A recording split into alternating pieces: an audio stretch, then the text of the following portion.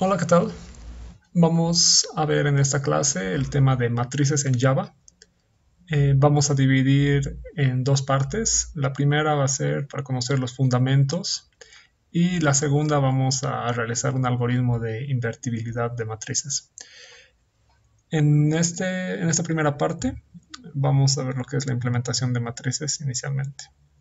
Para esto entonces, créense una nueva clase en un nuevo paquete si gustan y también en el proyecto que hemos estado manejando hasta el momento. Pues entonces comencemos con esto. Bien, para comodidad de la clase voy a acomodar lo que es la ventana de salida de la consola a un costado. Lo primero que vamos a ver es la implementación de matrices en Java y tenemos que cambiar un poco el concepto de qué es una matriz respecto a lo que aprendimos en C++. En este caso, en Java, una matriz como tal, el conjunto, es un objeto. En ese sentido, tenemos diferentes formas de poder inicializar o de implementar esta matriz en nuestro programa. Esta primera implementación que vemos acá se compone de tres partes. A esto de acá le llamaríamos lo que se denomina una variable de referencia, ¿no? Declaración.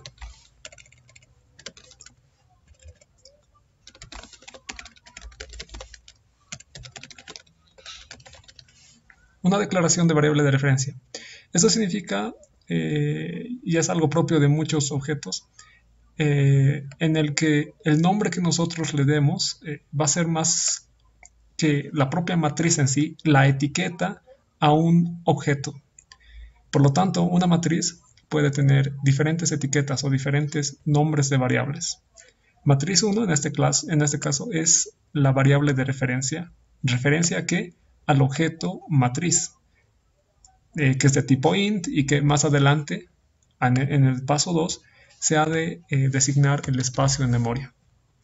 Vamos a ver que esto de una variable de referencia tiene una importancia crucial cuando queremos copiar una matriz a otra. Por el momento, quedémonos con ese concepto. Bueno, lo segundo sería reservar un espacio en memoria. En este caso le decimos que esta matriz pues va a almacenar 5 elementos, por lo que entonces Java lo que hace es almacenar en memoria un espacio para contener 5 elementos de tipo int.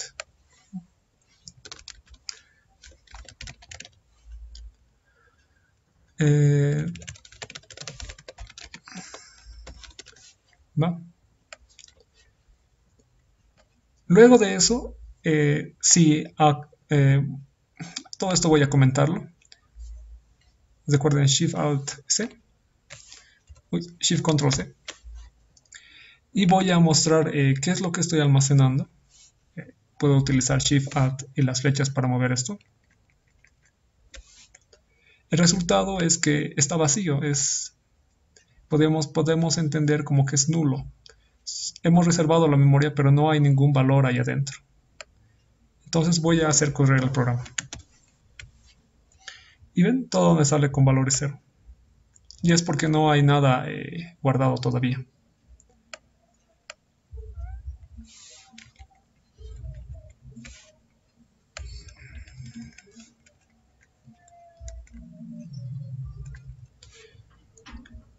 El tercer paso, que ya viene acá abajo, sería lo que es la asignación de un valor.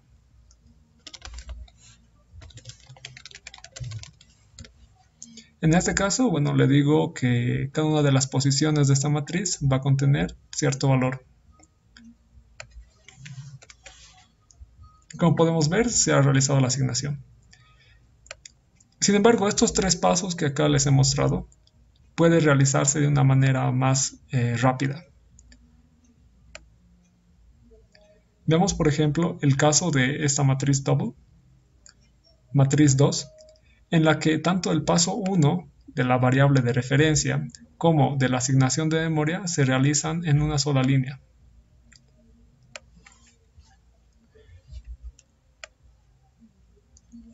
Y el resultado es lo mismo.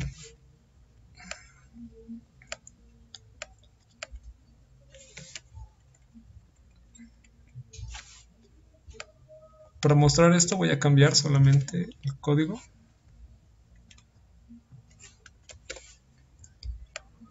Y tendría que reproducir los valores 0.0, 1.1, etc. Entonces el paso 1 y 2 se han realizado en una sola línea de código, mientras que el paso 3 de asignación de valores sigue igual. Pero aún todavía podemos hacer esto en un solo paso. Por ejemplo, con esta otra matriz de tipo carácter, aquí ya no es necesario asignar el espacio de memoria, sino que Java automáticamente entiende cuánto tiene que reservar de memoria para almacenar los valores que nosotros le estamos pasando. Aquí son en total 5 valores, por lo tanto se sobreentiende que esto sería igual a char matriz 3 corchetes igual a new char paréntesis 5, tal como aquí, pero con char. Y el resultado sería exactamente lo mismo.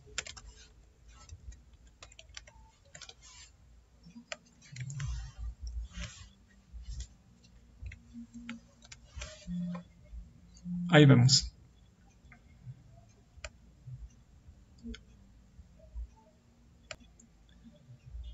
Un detalle también diferente con respecto a otros lenguajes es que podemos cambiar la sintaxis de declaración de las matrices. ¿A qué me refiero? A que la posición de los corchetes puede ir, como aquí está, después o también antes de la variable. Es decir, nosotros podríamos decidir, por ejemplo, en vez de utilizar en matriz 2 los corchetes aquí adelante, acá atrás. Y lo mismo con lo que es esta otra matriz de tipo char. Y el resultado tendría que ser exactamente el mismo. De repente es una práctica más común utilizar esta forma porque resulta un poco conveniente y en lo que son los métodos que vamos a ver más adelante. Veamos entonces y vemos que es lo mismo. Pero también tenemos una ventaja, voy a ponerle ventaja de la sintaxis alterna. Y es que podemos declarar de esta forma mucho más fácil diferentes matrices de un mismo tipo. Por ejemplo, puedo decir int, abrir estos corchetes y decir, por ejemplo, mat A, mat B, mat C y punto y coma. Y todas estas matrices y todas estas variables, perdón, son matrices. ¿Cómo haría esto con el anterior caso de los corchetes adelante del nombre de la variable? Por ejemplo, int y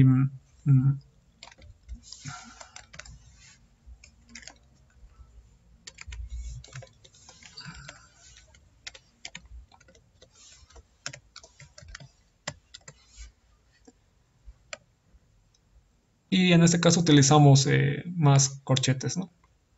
Esa sería una ligera, quizás, ventaja de este tipo de sintaxis.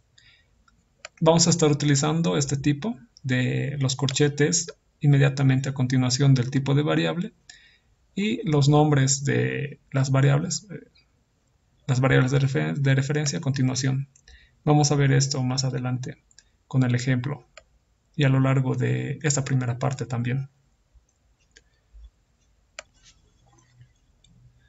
Bien, el tema que sigue es el de matrices de varias dimensiones. En este caso estamos nosotros muy acostumbrados a lo que son las matrices, siempre con un número de filas y número de columnas que no son variables. Por ejemplo, tenemos matrices cuadradas o rectangulares. En Java, en este caso, puede crearse una matriz de una manera muy similar a como hicimos anteriormente con lo que era una matriz de una dimensión, también llamado vector. En este caso, solamente se tiene que definir un corchete más para que la dimensión incremente en 1. En este caso tenemos como tal una matriz de 2 dimensiones y podemos, si imprimimos este valor, esta matriz, ver que está todo cero porque porque no le hemos asignado valores.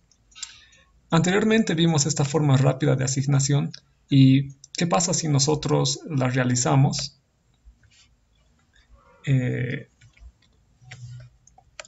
Una vez que ya hemos hecho la asignación de la memoria o la reserva de la memoria, pues que no se puede, que Java nos prohíbe hacer este tipo de sintaxis. De la misma manera, si solamente yo defino lo que es la variable de referencia, todavía sigo teniendo el error. Por lo tanto, el único momento en el que yo puedo utilizar verdaderamente esto es realizando todos los pasos a la vez. En este caso ya no hay error. Y ahí puedo ver los valores que se han imprimido. Pero bien, vamos a retomar el caso anterior, que es de repente uno de los más generales, porque en realidad vamos a querer asignar valores a la matriz en el transcurso del programa.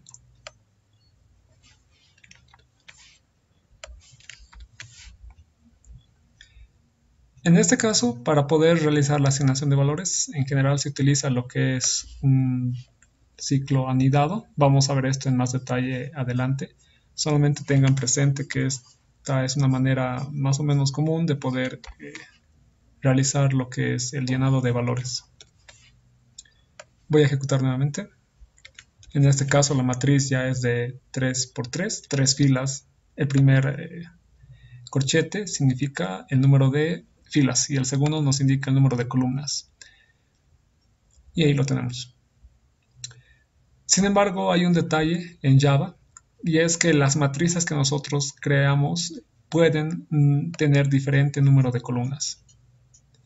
Por ejemplo, aquí tengo esta matriz que es igualmente de 2 dimensiones, pero en la que solamente estoy definiendo inicialmente que va a ser de 3 filas. Un detalle importante que recordar es que las matrices como tal en Java son anidadas, por así decirlo. Son una matriz, digamos, de 3 dimensiones, va a ser una colección de matrices de 2 dimensiones. Una matriz de 2 dimensiones, como es nuestro caso, va a ser una colección de matrices de 1 dimensión. Tal como en álgebra lineal, podemos decir que si yo tengo una matriz de dimensión 2, puedo decir que tengo vectores, por ejemplo, ¿no? Vectores fila, 3 vectores fila que son una dimensión menor a la de la propia matriz. Bien, lo que puedo hacer entonces es, una vez definido el número de filas, definir también el número de columnas. En este caso, una vez que yo tengo matriz 5 con 3 filas y un número de columnas no definido, a continuación puedo llamar a matriz 5, 0, matriz 5, 1 y 2, donde estos valores hacen referencia a la fila como tal. Es decir, esta sería la fila 0, entendiendo que es la primera fila.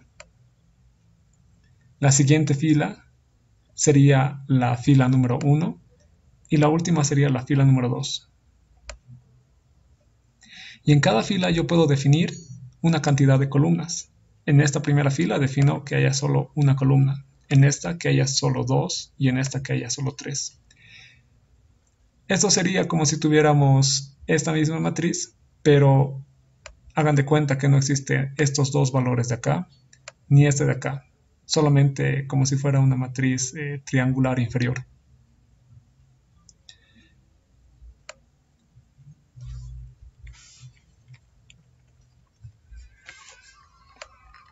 Hay un detalle respecto a estas matrices y también respecto a cómo Java puede o cómo nosotros podemos obtener y manipular cada uno de los valores dentro de la matriz como tal.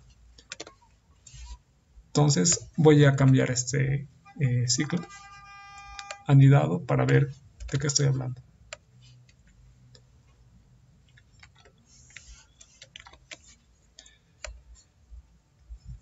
En este caso dijimos que la primera fila tiene solo un elemento, la segunda fila 2 elementos y la tercera fila 3 elementos.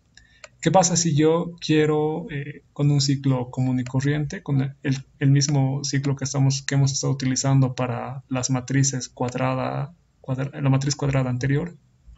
¿Qué pasa si yo lo quiero utilizar?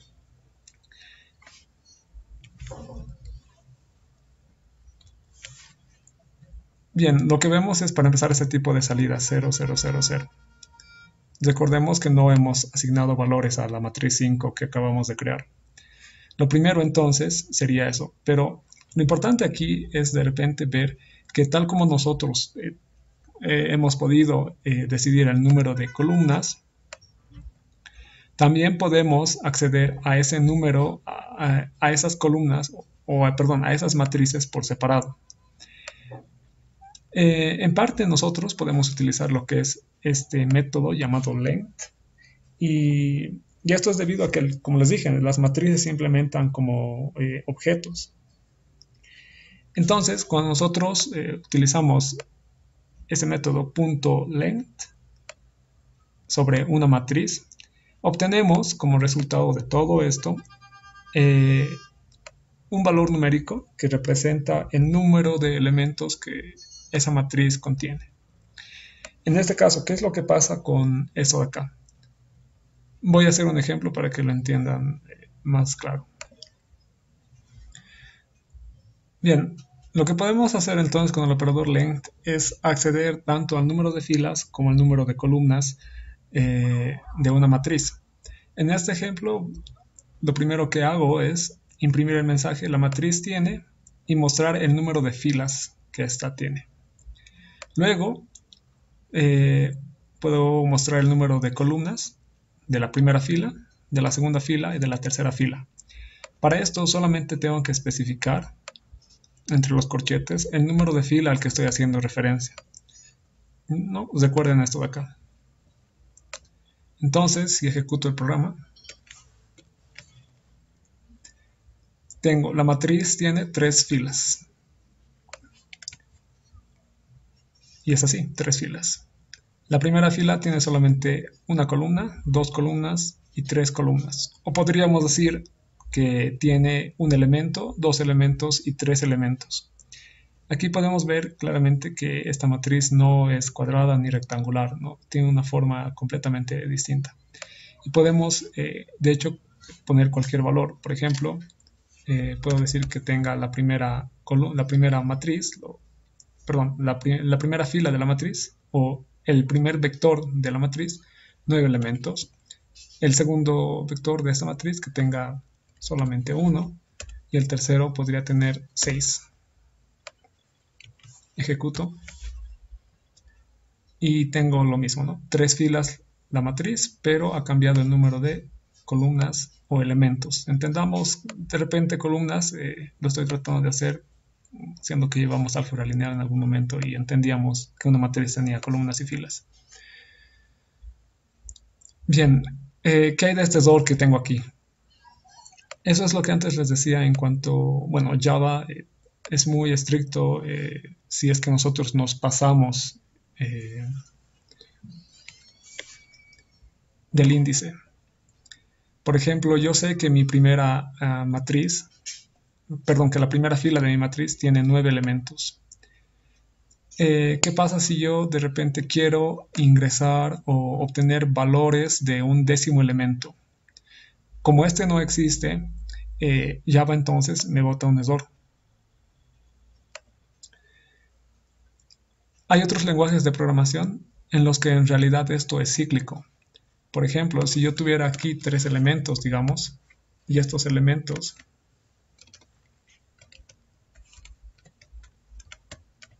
fueran, digamos, 6, 7 y 8, el primer elemento tendría dentro de esta matriz de fila el índice 0, 1 y 2. ¿Qué pasa si yo quiero acceder al índice 4, es decir, a un cuarto elemento que no existe? En otros lenguajes, lo que haría simplemente como una operación modular, ir 0, 1, 0, 1, 0, 1, 2, volvería 3 y esta sería la 4. Mientras que en Java no.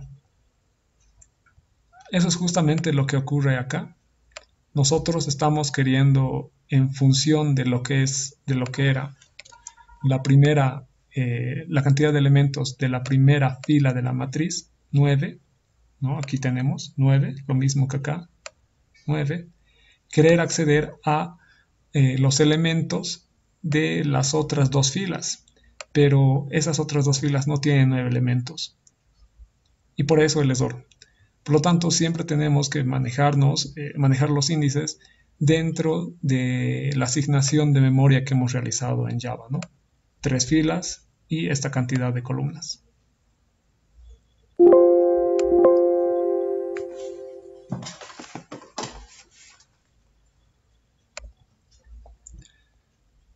Bien, ahora toca ver lo que son las formas de poder recoger una matriz. Y hay dos en Java. Una es el método convencional, de utilizar un ciclo for típico. Y vamos a hacer la prueba con la matriz número 6. En este caso, Java nos permite hacer esto de forma rápida. Podemos seleccionar aquí, este de acá. Pueden ver ahí en el centro en donde dice IDX, índice, hace referencia a índice, va a ser menor a ARR, es una abreviación de array o de matriz, punto, y ya vimos el método length. Entonces seleccionamos ese. En este caso vamos a cambiar a 6 y a 6. Lo que vamos a hacer es, en este caso, mostrar los valores. Entonces voy a eliminar esto. Bien, antes de hacer eso, ¿qué es lo que realiza este ciclo? Hace un recorrido elemento por elemento de la matriz, en este caso número 6.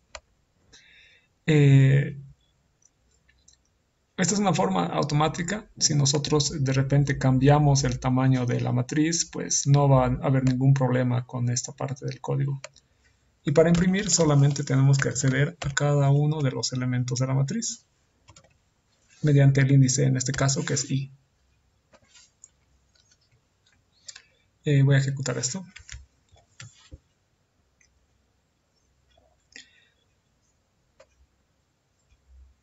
Bien, lo que tengo entonces es justamente los elementos. Ya aquí me equivoqué, era matriz 6, ¿no? Matriz 6. Esto de acá lo voy a comentar para que no aparezca esos detalles de ahí arriba. Shift Control C. Y vamos a volver a correr el programa. Ahí tenemos todos los elementos. ¿Qué pasa si yo, no sé, decido aumentar todavía más, digamos 10, 11, 12, 13? Tendría en total 14 elementos, ¿cierto? Pues no pasa nada, me muestra todo, justamente porque este comando lo obtiene de manera automática el número de elementos de la dimensión superior. Bien, esto mismo se puede repetir de manera simple para lo que es una matriz bidimensional. Antes de eso, de repente hay que aclarar lo que es el scope o el alcance de una variable. Cuando nosotros definimos, por ejemplo, int igual a 0 dentro de lo que es este ciclo for, esta variable dura solamente existe mientras esté dentro de este ciclo. Por eso es que aquí nuevamente yo podría utilizar esta misma variable i otra vez y no habría problema. En este caso voy a recorrer lo que es la matriz bidimensional, matriz 7, y ya no nos basta con lo que es solamente un recorrido lineal, sino necesitamos recogerlo ahora también lo que son sus columnas.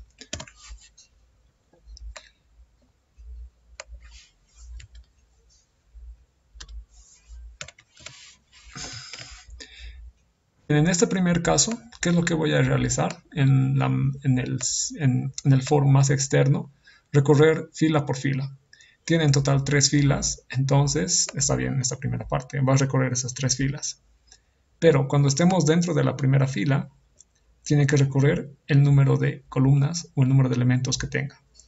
Como esta es una matriz cuadrada y nosotros rectangular, y vamos a nosotros trabajar comúnmente con matrices rectangulares, el número de columnas va a ser el mismo para todas las filas.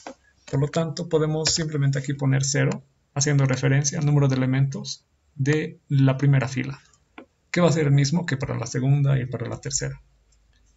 Bien.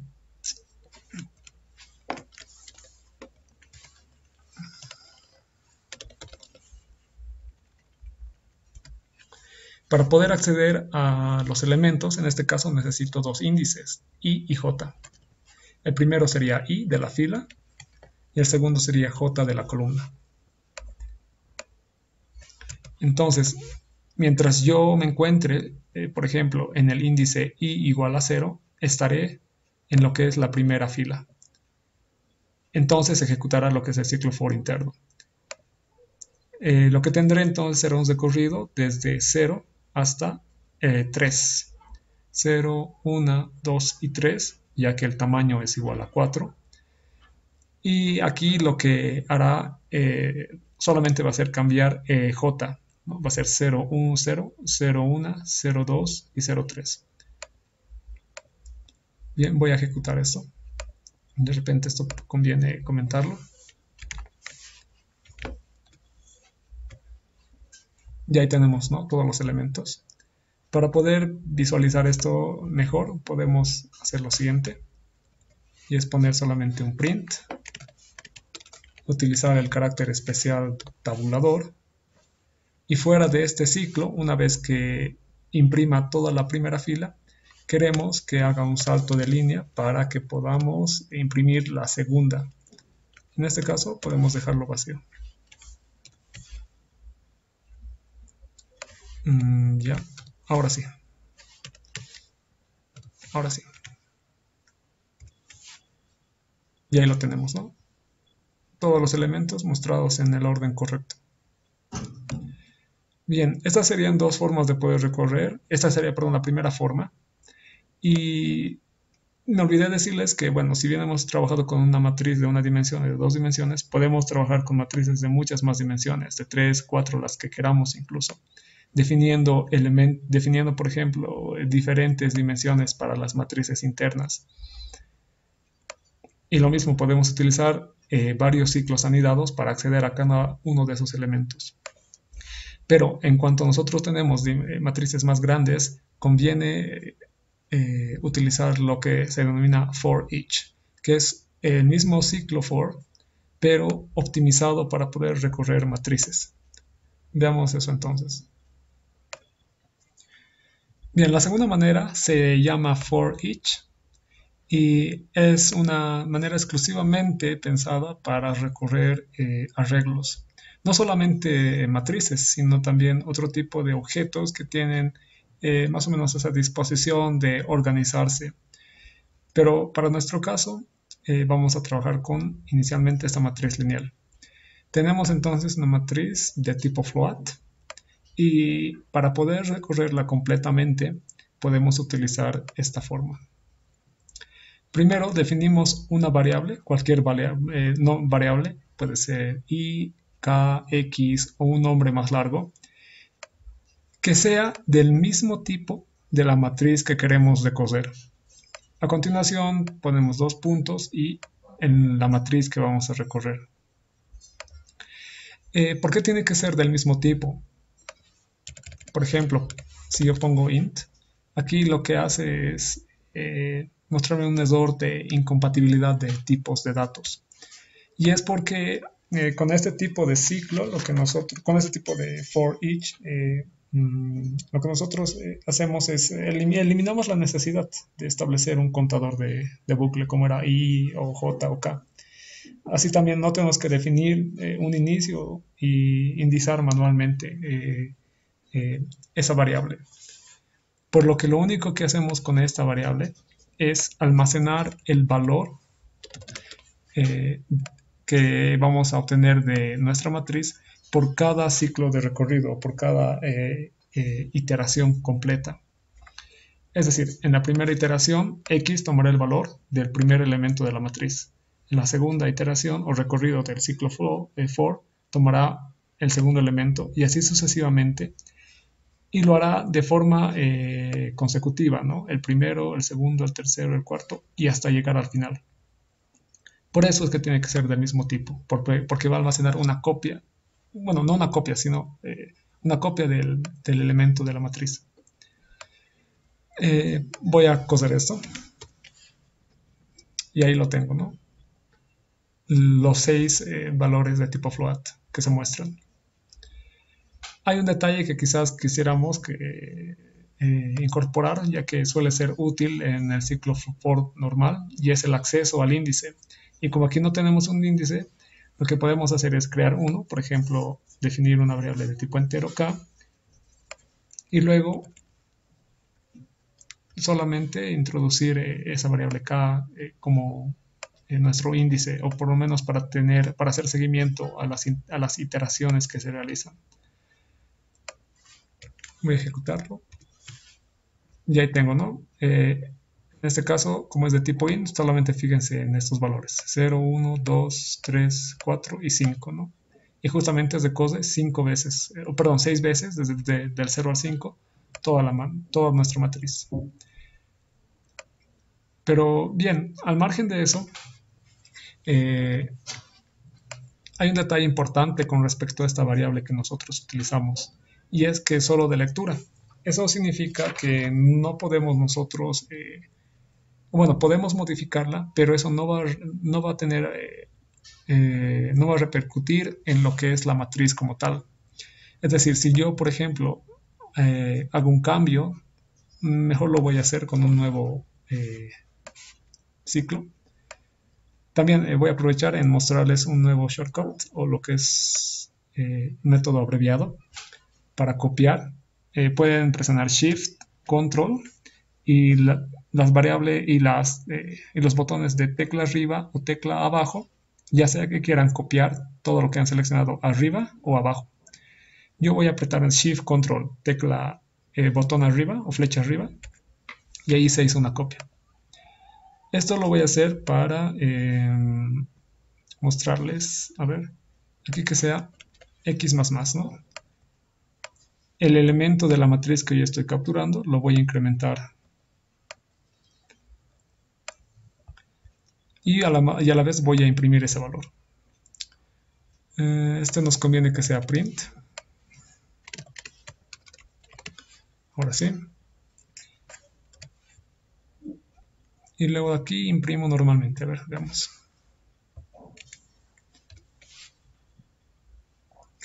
Bien, ahí lo tengo. Lo que estoy haciendo aquí es un intento de tratar de modificar el elemento que estoy obteniendo en cada iteración. El elemento, en cada elemento de la matriz, es decir, ¿no? Estoy incrementándolo en 1. Y a continuación, en este caso sería mejor imprimir el elemento como tal, no k. O k está bien que se quede. Y x, está bien, está bien, está bien. Bien, como pueden ver, a pesar de que yo he realizado esta instrucción de aumento, todavía se mantiene. Es hasta acá, ¿no? Se mantiene todavía el valor de los elementos de la matriz. A ver, vamos a subir esto arriba. F6. Ahora, como podemos ver, sí ha cambiado el valor de x como tal. Pero y podríamos pensar que como ha cambiado el valor, también en la matriz ha cambiado ese valor, ¿no? Hemos actualizado el valor de la matriz desde nuestro ciclo for. Pero como podemos ver en la ejecución del siguiente ciclo for, estamos imprimiendo de nuevo los elementos de la matriz. Llegarían a ser desde acá, ¿no? 1, 2, 3, 4, 5, 6. Siguen siendo los mismos. Recuerden, solamente la variable que nosotros manejamos en un for each es de lectura, no podemos escribirla. Digamos, esto podríamos verlo también más claro con, a ver, x. Y aquí vamos a imprimir ese valor. Como es de lectura, sí podemos utilizarlo para cualquier otro fin. Voy a imprimir aquí k. Y vamos a hacer cosa ahí. Y aquí tenemos, ¿no? El resultado, k hemos partido con 0 y luego hemos ido incrementándole la suma de x hasta que nos dé 21, lo que es justamente el valor de esta suma de elementos. Bien, ahora después de haber visto esto, resulta bastante útil for each para cuando queremos recorrer matrices de varias dimensiones. Ya ven que se ha cortado bastante lo que es el código y además de que podemos utilizar cada uno de los elementos como lo haríamos de repente con nuestro anterior código, ¿no? Entonces vamos a ver cómo manejar esto con matrices de más de una dimensión. Bien, para matrices de dos dimensiones vamos a utilizar esta como ejemplo, una matriz de tipo int.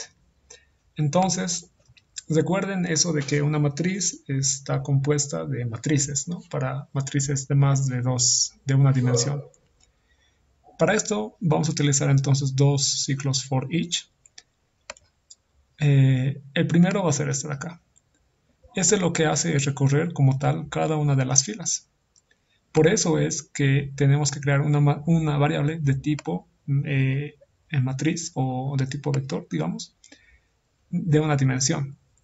Por lo que X va a ser en cada iteración una matriz unidimensional. Bien, lo que hacemos luego entonces es recurrir a esa variable, a ese vector, con una variable igualmente de tipo compatible que vamos a denominar y. Lo que conseguimos es recurrir de esta manera cada uno de los elementos de cada una de las filas. Como podemos ver acá, voy a coser el programa y ahí tenemos nuestra matriz de 3×4. De esa manera es que nosotros podemos acceder. Miren la diferencia de esto con respecto a lo que era todo esto de acá. Es mucho menos código, ¿cierto? Podemos utilizar por ejemplo esa variable de tipo y. Por ejemplo, voy a decir acá int suma es igual a 0. Y aquí voy a decir suma más igual a la variable y. ¿Qué es lo que voy a hacer después? Voy a imprimir el resultado de esa suma. Y a ver, ejecutemos.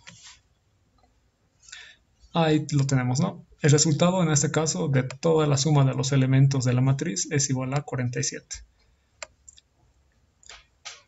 Bien, entonces con esto ya acabamos lo que es la parte de teoría de matrices. Como han visto, hay muchas diferencias respecto a lo que eran otros lenguajes que hemos manejado, pero que verdaderamente, bueno, es sencillo, ¿no?